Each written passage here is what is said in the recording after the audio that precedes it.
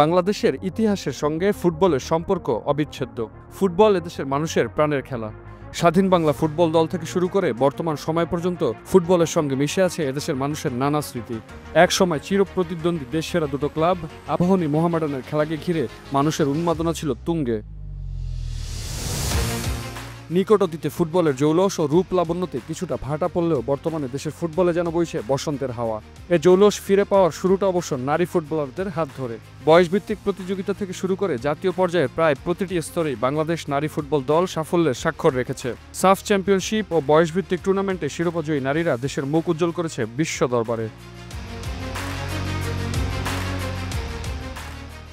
পুরুষ দলেও সম্প্রতি লেগেছে পরিবর্তনের হাওয়া।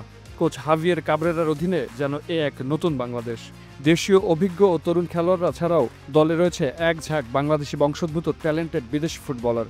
জামাল ভুঁইয়া, তারিক কাজী, কাজেম শাহাদের পর এখন বাংলাদেশের জার্সি গায়ে জড়িয়ে মাঠে নামার অপেক্ষায় হামজা চৌধুরীর মতো একজন বিশ্বমানের ফুটবলার। হামজার আগমনে দেশের ঝিমিয়ে পড়া ফুটবলের পালে লেগেছে নতুন হাওয়া। সমর্থকরা অধীর আগ্রহে অপেক্ষা করে আছে হামজার ফুটবলীয় স্কিলে বাংলাদেশের মৃতপ্রায় ফুটবলে ঘটবে নতুন প্রাণের সঞ্চার। আগামী 25 মার্চ শিলংয়ে এশিয়ান কাপ কোয়ালিফায়ারে ভারতের বিপক্ষে ম্যাচ দিয়ে লাল সবুজের জার্সিতে অভিষেক হতে যাচ্ছে হামজা চৌধুরীর।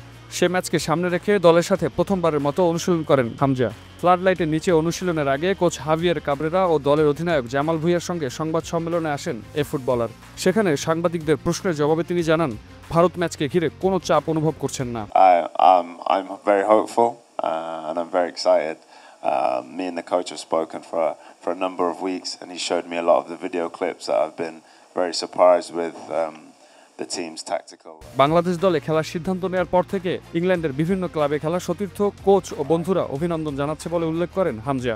আঞ্চলিক বাংলায় তিনি বলেন, সব খালি পজিটিভ মেসেজ সেন্ড করতেছে, আর আমার ফ্যামিলি অত প্রাউড ফিল করতেছি যে আমি আইসি আর হাজার মানুষ আই আমার দেখছে আর ওয়েলকাম করছে। বিশ্বের সবচেয়ে competitive football tournament English premier লিগে শেফিল্ড ইউনাইটেডের হয়ে খেলা এই ফুটবলার এখন বাংলাদেশ ফুটবলের টক অব দ্য টাউন। গেল 17 মার্চ দেশের মাটিতে পা রাখার পর থেকেই পাড়া মহল্লা, অলি গলি, চায়ের আড্ডা, খেলার মাঠ সব জায়গায় হামজা রব।